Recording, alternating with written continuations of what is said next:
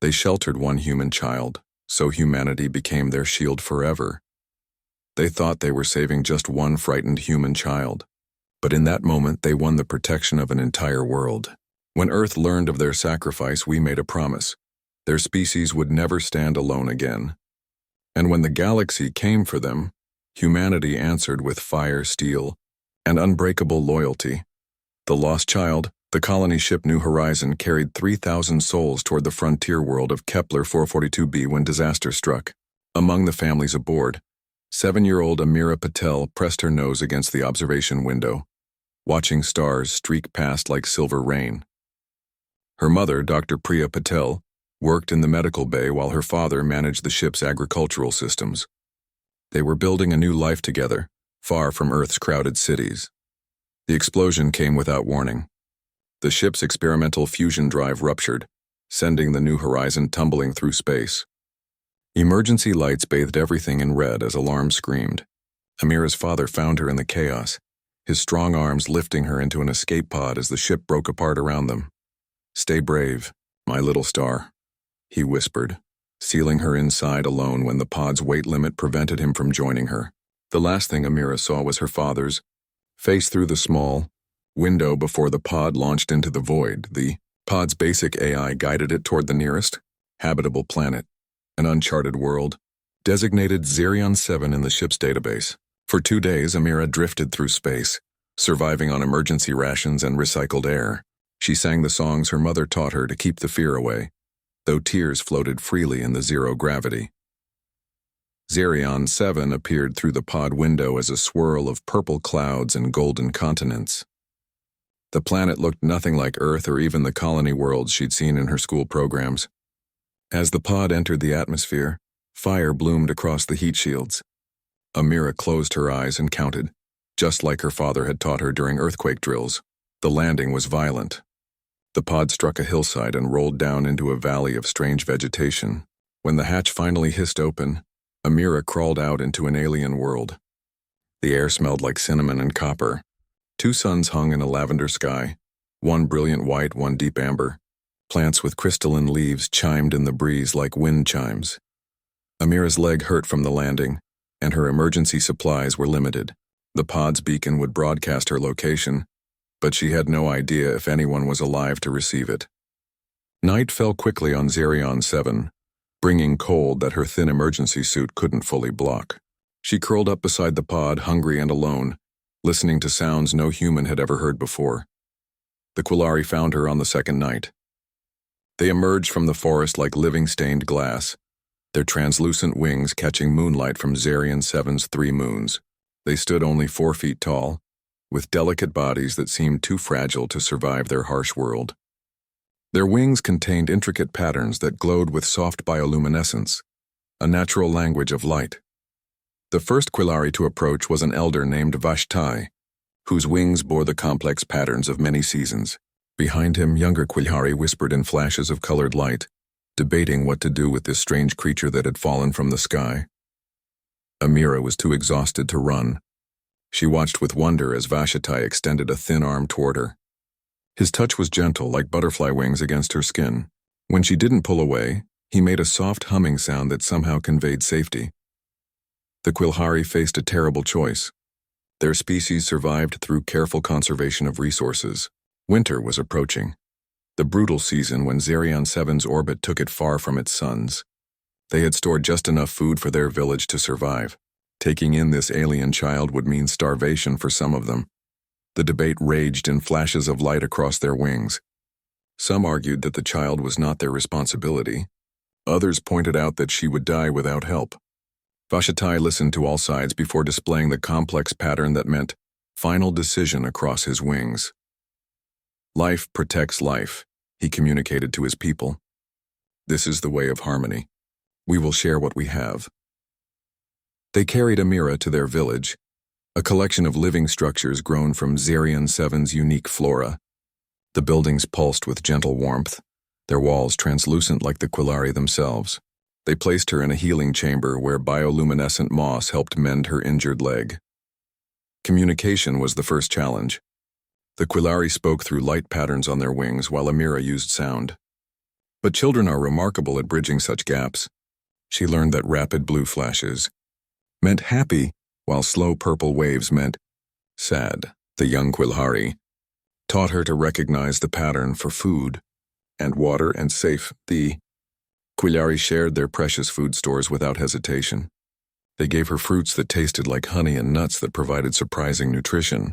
When she grew cold, they wove blankets from their own shed wing scales, a process that weakened them but kept her warm.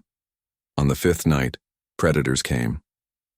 Xerion 7's apex hunters, creatures called Ravagers, had detected the unfamiliar scent. They circled the village with eyes that glowed like hot coals, testing the Quilhari's defenses. These beings had always relied on camouflage and hiding, but protecting Amira meant standing their ground. Vashti and the other adults formed a barrier of light, their wings blazing with warning patterns that had protected their kind for millennia. But the Ravagers were hungry and persistent. When one lunged toward Amira's shelter, a young Quilhari named Dexara threw himself in its path. The predator's claws, meant for the human child, instead tore through Dexara's delicate wings. The village drove off the Ravagers, but Dexara would never fly again.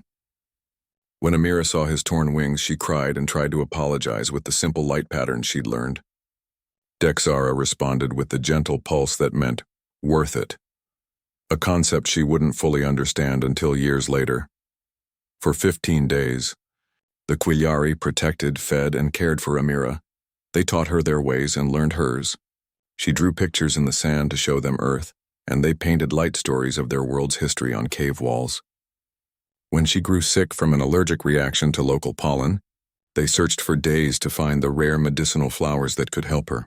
Even though the journey was dangerous, each sacrifice was made quietly, without expectation of reward. The Quilhari simply believed that life was sacred, all life, even strange life that fell from the sky. The unlikely guardians, the rescue came on the 16th day. Captain Marcus Webb of the Earthship Resilience had been searching for survivors from the New Horizon disaster. When they detected Amira's pod beacon from orbit, they could barely believe someone had survived. The readings showed a human life sign in what appeared to be an alien settlement. Captain Webb ordered careful approach protocols.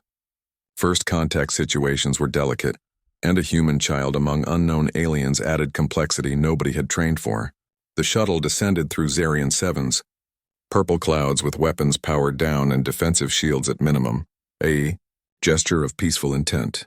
The Quilhari watched the human shuttle land in their valley with a mixture of relief and sorrow. They understood this meant losing Amira, but they had always known she belonged with her own kind. Vashti organized the village to greet the humans properly. Despite their exhaustion from weeks of sharing their winter supplies, Lieutenant Sarah Kim was first out of the shuttle, her translator device scanning for any recognizable communication patterns. What she found amazed her. Amira came running toward them using bioluminescent panels the Quilhari had made for her to flash. "Hello?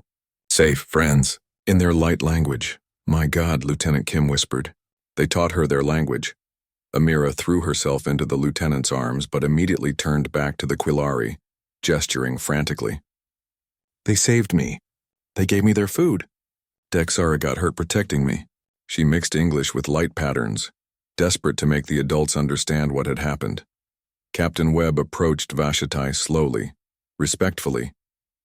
The elder Quilhari's wings displayed a formal greeting pattern, which the translator partially decoded. As Amira helped bridge the communication gap, the full story emerged.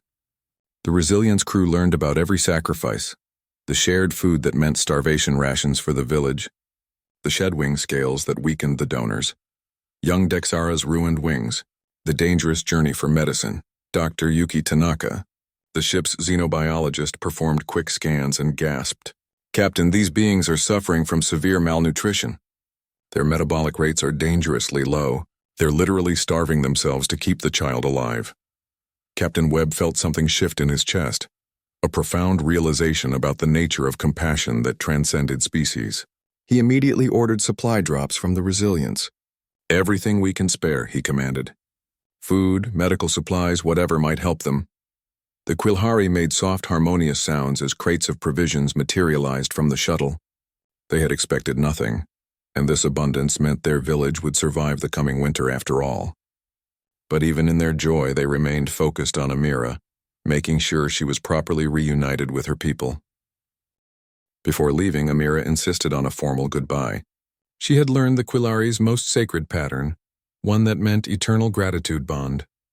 As her small hands held the bioluminescent panel, she displayed the pattern perfectly. Every Quillari present folded their wings in acknowledgement, and Vashti responded with the pattern for eternal protection bond. The journey back to Earth took 3 weeks. During that time, Amira told her story hundreds of times to crew members, recorded official statements, and drew pictures of her Quillari family. Captain Webb's reports reached Earth before they did, spreading through government channels and eventually leaking to the media. The story captured humanity's imagination like nothing before.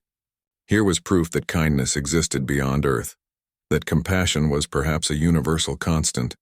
The images of Dexara's torn wings, sacrificed to protect a human child, appeared on every screen on Earth and her colonies.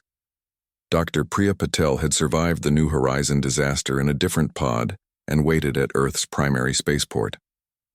When Amira ran into her arms, both crying, the reunion was broadcast across human space. But Amira's first words to her mother were, "We have to help them. They gave everything for me." The public response was overwhelming. Donations poured in from every corner of human space.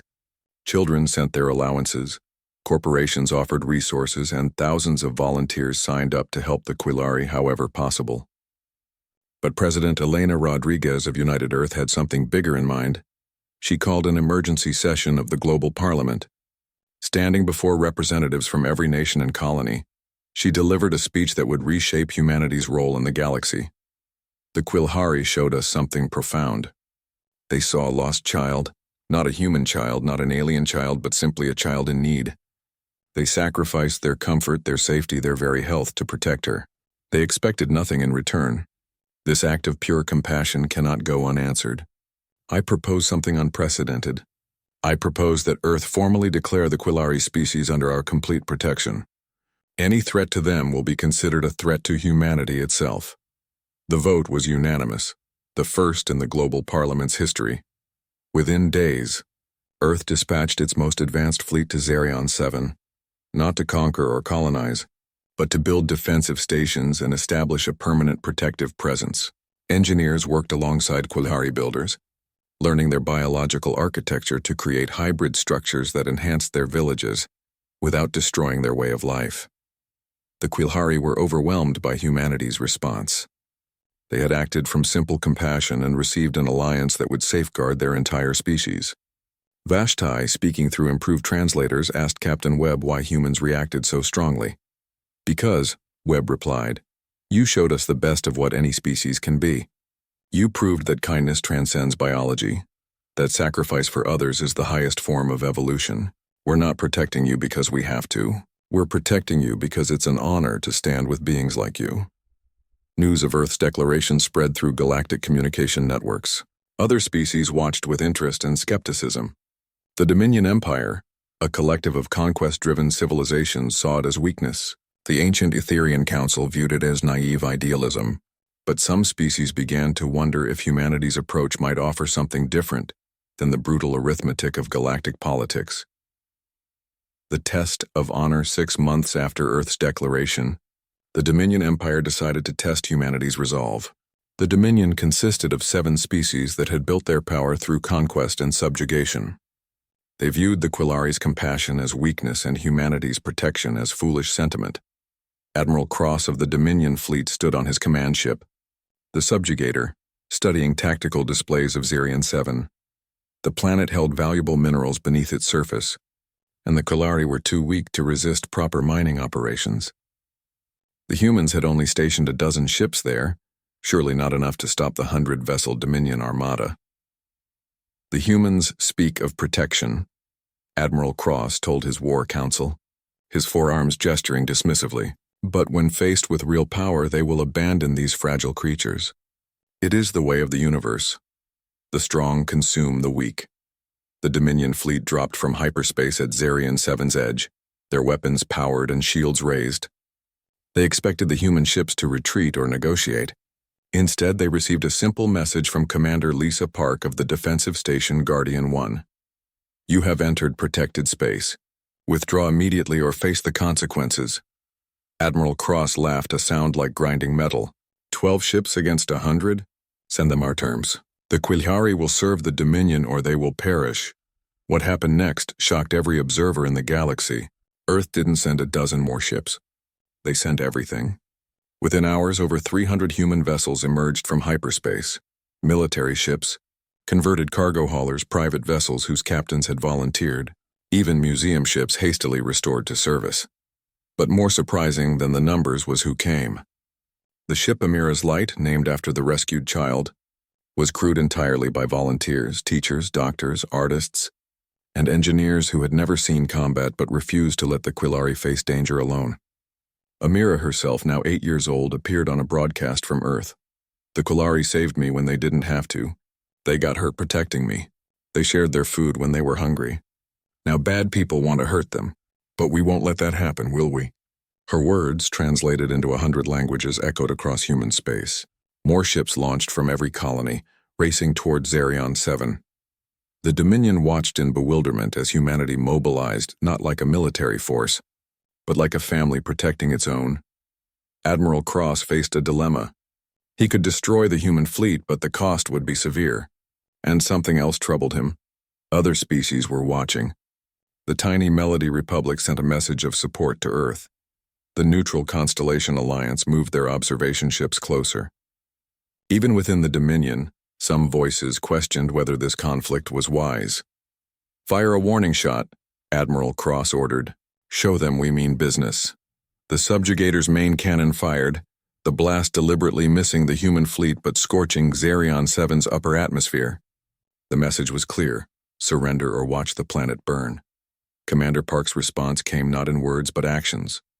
Every human ship moved in perfect coordination, forming a shell around Xerion 7. The message was equally clear. To reach the planet, the Dominion would have to go through them. Then something unprecedented happened. A Quillari ship rose from the planet's surface. It was small, delicate, made of the same biological material as their buildings. Vashatai himself piloted it, approaching the massive standoff. His translated message played across all frequencies. We are the Quillari. We are not warriors. We are not conquerors. We are gardeners, artists, and dreamers. But we are not afraid. The humans stand with us because we stood with one of theirs. This is the power of compassion. It creates bonds stronger than fear, stronger than greed. To the Dominion, we offer you a choice. Join us in peace or face the united power of those who choose protection over predation. The old Quillari's words carried a weight that weapons couldn't match. They forced every listening being to consider what they were really fighting for. Was conquest truly strength? Or was there power in the bonds forged through kindness? Admiral Cross prepared to order a full attack when alarms erupted across his bridge. New signatures appeared on the sensors. Not human ships, but vessels from species across the galaxy. The Melody had come, their small fleet standing with humanity. The Centauri, who had remained neutral for centuries, emerged from hyperspace with a message. The Quillari's compassion has earned our respect. Ship after ship arrived. Not all were military vessels. Some were traders, explorers, even pirates who had heard Amira's story and decided that some things mattered more than profit. Within hours, the Dominion fleet was outnumbered 3-1 by an alliance that hadn't existed that morning. Admiral Cross felt the weight of history on his shoulders. He could start a war that would engulf the galaxy, or he could do something the Dominion had never done: retreat. His own crew watched him, some hoping for battle, others beginning to question their empire's philosophy. "Sir," his tactical officer reported, voice uncertain, "we're receiving a transmission from your homeworld." The message was from Cross's own daughter, barely older than Amira. "Father, I heard about the human girl and the butterfly people. Why are we trying to hurt beings who help children? Isn't protecting the young what all species do?" Those words from a child's innocence shattered something in Admiral Cross. He looked at the assembled fleet protecting Xerion 7, then at the fragile Quillari ship where Vashatai waited calmly for whatever came next. The Admiral made a decision that would alter the galaxy's future. "All Dominion ships," he announced, "stand down weapons. We withdraw." The relief across space was palpable. Ships that had been prepared to die for their principles powered down weapons. But Admiral Cross wasn't finished. He opened a channel to Commander Park. "You have shown me something today. Perhaps strength isn't about taking what you can. Perhaps it's about protecting what matters. The Dominion fleet withdraws, and I give you my personal word. The Quillari will face no threat from us." As the Dominion fleet retreated, something magical happened. The Quillari on the planet below began to glow in unison, their bioluminescent wings creating patterns visible even from orbit.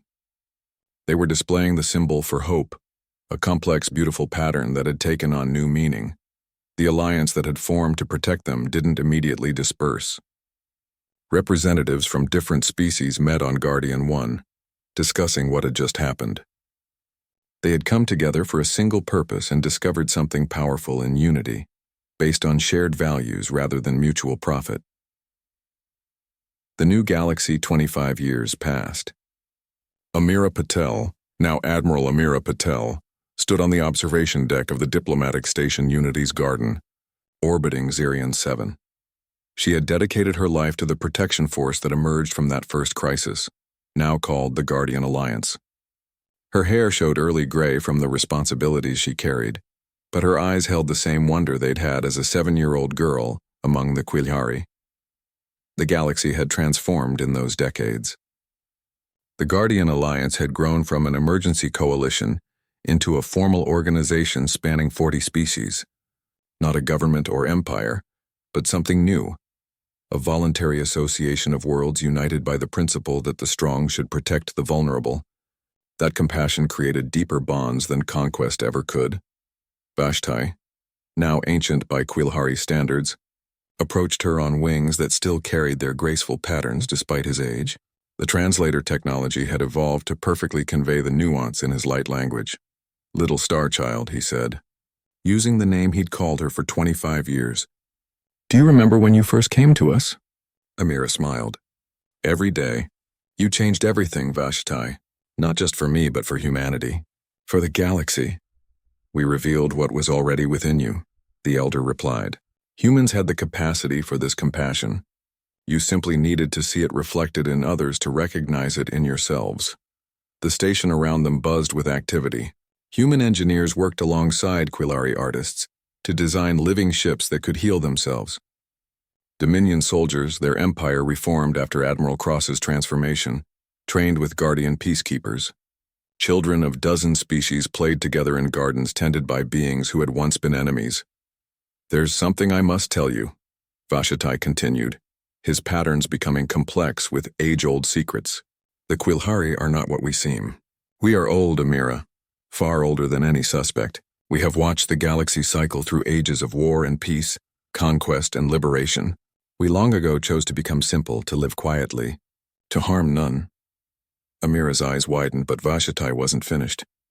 "We have technology hidden deep beneath our world, weapons that could shatter stars, shields that could protect entire systems. We buried them millennia ago, choosing wisdom over power.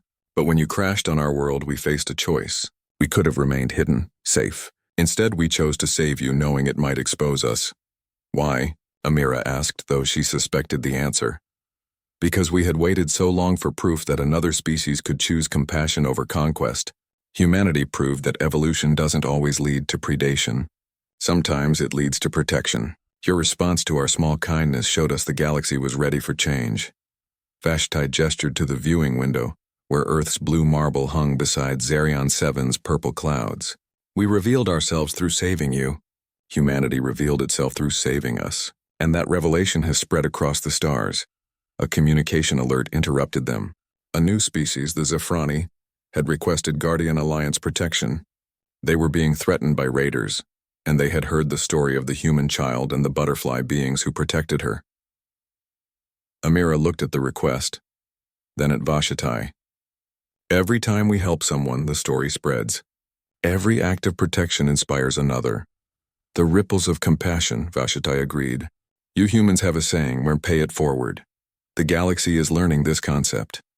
As Amira organized the response to help the Zephrani, she thought about the journey from a scared 7-year-old in an escape pod to an admiral coordinating interstellar protection efforts. The path had been shaped by one fundamental truth. Beings who barely survived themselves had chosen to protect her, asking nothing in return. the briefing room filled with representatives from Alliance species. The mission to help the Zafrani would include Quilhari mediators, human military vessels, Dominion reformed peacekeepers, and medical ships from 6 different worlds. What had started as one child's rescue had become a galactic movement.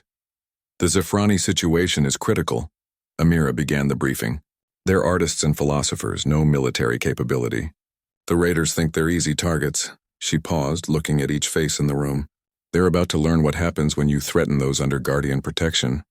Young Dexara entered the room, his scarred wings a reminder of the night he'd saved Amira from predators. He had become the Quilhari's first warrior philosopher, teaching defensive tactics that protected without destroying. Admiral, my people offer our newest shield harmonics. They'll protect the Zafrani colonies without harming the raiders. This was the Guardian way. Protection without unnecessary destruction, strength without cruelty. Even former enemies could be reformed if shown a better path. Admiral Cross himself was proof, now serving as a reform counselor for aggressive species seeking change. As the fleet prepared to launch, a message arrived that stopped everyone. It was from the Ancient Council, being so old that most considered them myths. They had watched from the galaxy's edge for eons, never intervening. Their message was simple. The child who fell from the sky and the wings that sheltered her have achieved what force never could. The galaxy learns compassion. We return to participate in this new age. Ships of impossible design materialized near Unity's garden, the ancients revealing themselves after millions of years of isolation. They came not as conquerors or judges, but as students, wanting to learn how such a transformation had occurred. Amira stood before the assembled fleet, hundreds of vessels from scores of species, united in purpose. She thought of her father, who had died getting her to that escape pod, and her mother, who had spent years establishing schools on Zarian 7 to ensure human and Quilhari children learned together. 25 years ago, she addressed the fleet, I was a scared child alone on an alien world. The Quilhari could have ignored me, could have let nature take its course. Instead, they chose compassion. They chose to protect me, though it cost them dearly. Today, we carry that choice forward. We go to protect the Zephrani not because we must, but because it's who we've chosen to be. The fleet jumped to hyperspace as one, carrying the message that had transformed the galaxy. Protection of the vulnerable wasn't weakness, but the highest form of strength. The story that began with one child and a village of butterfly beings had become legend. But more than legend, it had become policy, philosophy, and practice. On Zarian 7, in the village where it all began, a monument stood where Amira's escape pod had crashed. It showed a human child's hand reaching toward a Quilhari wing, touching gently. The inscription, written in 100 languages, read, Here kindness conquered fear. Here strangers became family. Here one child's rescue changed the galaxy. May all who see this remember, we are strongest when we protect each other. Young beings of every species came to see it, to understand how the galaxy had transformed from endless cycles of conquest to an age of protection. Parents told their children the story of Amira and the Quilhari, not as ancient history but as living truth. The raiders, threatening the Zafrani, surrendered without firing a shot when they saw the Guardian fleet. Not from fear of destruction, but from awe at the unity before them. They asked for something unprecedented, the chance to join, to be reformed, to become protectors rather than predators. As Amira watched their ceremony of transformation, Vashatai beside her, she understood that the scared 7-year-old girl was still there inside her. Still grateful for those who chose to help when they didn't have to. That gratitude had become the foundation of a new galactic order. What now? She asked Vashatai. Now, the old Quilhari replied, his wings displaying patterns of infinite complexity and beauty. We continue. Each act of protection inspires another. Each kindness creates ripples. Your species has an expression. No good deed goes unpunished. But we have proven something better. No good deed goes unanswered. The galaxy watches, learns, and chooses compassion. The stars continued their ancient dance, but the space between them had changed. Where once there was only the cold arithmetic of survival, now there was warmth. The warmth of beings choosing to shield each other from the dark. It had begun with one child and one choice, and it would continue as long as beings remembered that protecting others was the highest form of evolution. The story of Amira and the Quillari spread beyond the Guardian Alliance, beyond known space carried by traders and explorers to the galaxy's farthest reaches. And everywhere it went, it planted the same seed, the idea that strength meant protection, that evolution led not to domination but to compassion. In her quarters that night, Admiral Amira Patel looked at a hologram, herself at 7 surrounded by glowing Quillari. She touched the image gently, whispering, "Thank you for saving me. Thank you for saving all of us." Outside her window, the lights of 1,000 ships from 100 worlds stood guard over those who needed protection. The galaxy had learned the lesson of the butterfly beings and the lost child. That kindness, once given, returns magnified beyond imagination. The growing alliance 30 years had passed since Amira's rescue, and the Guardian Alliance had evolved into something nobody could have predicted. The protective network now spanned half the galaxy, but it faced its greatest challenge yet. A mysterious plague had begun spreading through the outer systems, affecting multiple species with no apparent pattern or cure. Admiral Amira Patel studied the reports in her office aboard Unity's Garden. The disease didn't discriminate. It struck the strong Dominion races as easily as the delicate Quillari. Traditional medical approaches had failed, and panic was beginning to spread faster than the plague itself. Dr. Chen Wei, the Alliance's chief medical officer, and oddly enough, no relation to Amira despite the shared surname, entered with new data. "Admiral, we've identified something unusual. The plague seems to avoid certain individuals completely, regardless of species. We can't find any biological common factor." Amira frowned, examining the data. "What about behavioral factors? Environmental?" "That's just it," Dr. Wei said. "The only pattern we've found is that those who've participated in interspecies rescue operations show immunity. Every single being who's helped save someone from another species remains unaffected." The revelation was staggering. Amira immediately called an emergency council. Representatives from every Alliance world gathered, many attending virtually to avoid potential contamination. Old Vashti, now the eldest living Quillari, shimmered into the holographic conference from Xerion 7. "The plague teaches us something," Vashti observed, his ancient wings barely glowing but his mind still sharp. "It's almost as if the universe itself rewards compassion across species boundaries." Captain Marcus Webb, now retired but still consulted for his wisdom, spoke from Earth. "We need to think about this differently. What if it's not a plague at all? What if it's something else?" Before anyone could respond, alarms rang throughout the station. A massive ship had appeared without warning, technology beyond anything in Alliance databases. It wasn't aggressive, simply present. A communication request came through on frequencies that shouldn't have been possible. The being that appeared on screen was unlike anything they'd encountered. It seemed to exist partially in their dimension and partially elsewhere, its form shifting between states of matter. When it spoke, the words came not through translators but directly into their minds. "We are the shepherds," it said.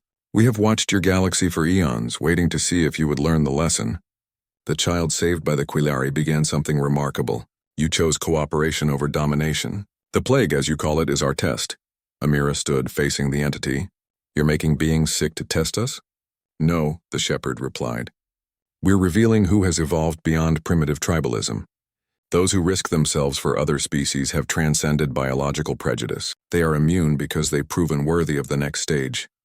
The council erupted in anger and confusion, but the shepherd continued. "Every million years we test emerging galactic civilizations.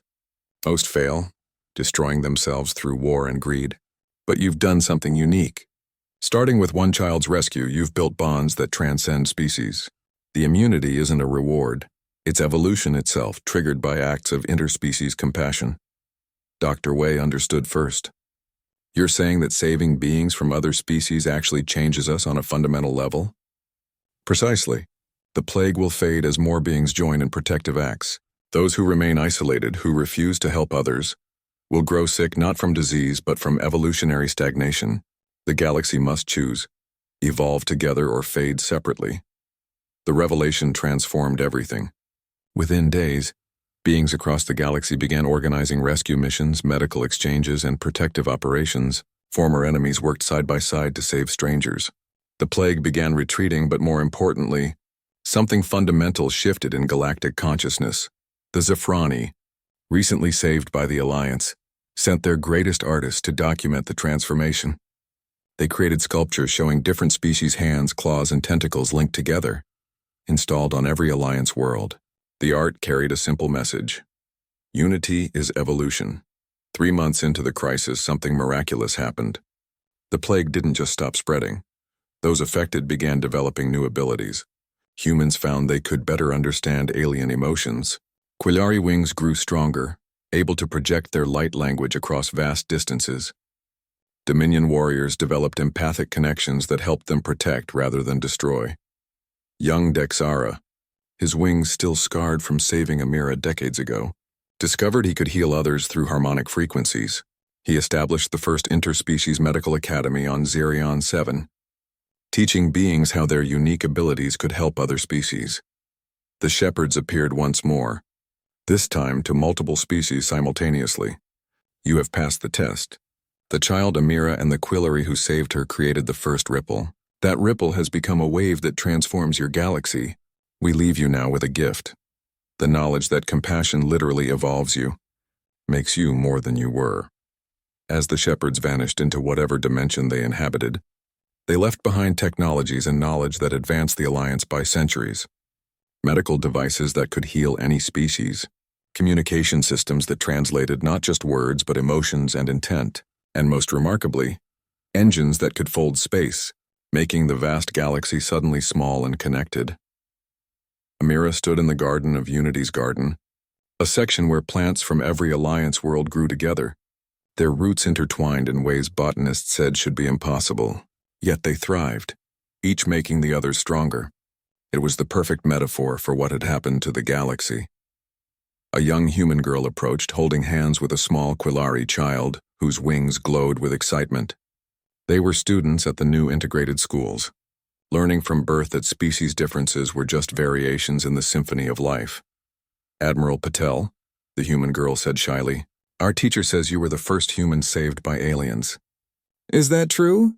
Amira knelt to their level, smiling. "I was saved by beings who chose kindness over fear. And that choice changed everything." The Quillari child's wings flashed a question. "Will we save others too?" "You already are," Amira told them. "Every time you're kind to someone different from you, every time you help when you don't have to, you're saving the galaxy." The transformation was complete but also just beginning. The Guardian Alliance evolved into something more. Not just protectors but active catalysts for evolution through compassion. Ships carried mixed crews on missions of exploration and aid. New colonies were founded with multiple species from the start, designed for diversity rather than segregation. The criminal syndicates that had once preyed on the weak found themselves facing not just military opposition but something more powerful, a galaxy where everyone looked out for everyone else. Crime didn't disappear, but it became harder to exploit others when every species saw themselves as part of a greater whole. On Earth, a new monument was unveiled. It showed the moment of first contact, not between humanity and some advanced civilization, but between a scared human child and gentle butterfly beings who chose to help. The inscription read, "From one act of kindness, a galaxy transformed." Vashti, despite his incredible age, traveled to Earth for the ceremony. His wings could barely sustain flight anymore, but his presence meant everything. He spoke to the assembled crowds, his words translated into every known language. "We thought we were saving one child. We were actually saving ourselves. The human Amira brought us more than her species' protection. She brought us purpose. For too long the Quillari hid from the galaxy, afraid of its cruelty, but her rescue showed us that hiding from darkness only lets it grow. Sometimes you must be the light." The economic systems of the galaxy restructured around cooperation rather than competition. The discovery that helping other species literally evolved beneficial traits created an incentive structure based on mutual aid. Trade agreements became aid agreements. Military alliances became medical exchanges. Admiral Cross, the former Dominion commander who'd threatened Xerion 7, now served as director of the Reformed Warriors Initiative. He taught aggressive species how to channel their strength into protection. His transformation had inspired millions of warriors across the galaxy to reconsider their purpose. "I once believed strength meant taking what you want," he said in a broadcast to Dominion Space. But true strength is ensuring others never face what you've survived. The humans taught us this. The Quillari demonstrated it. Now we live it.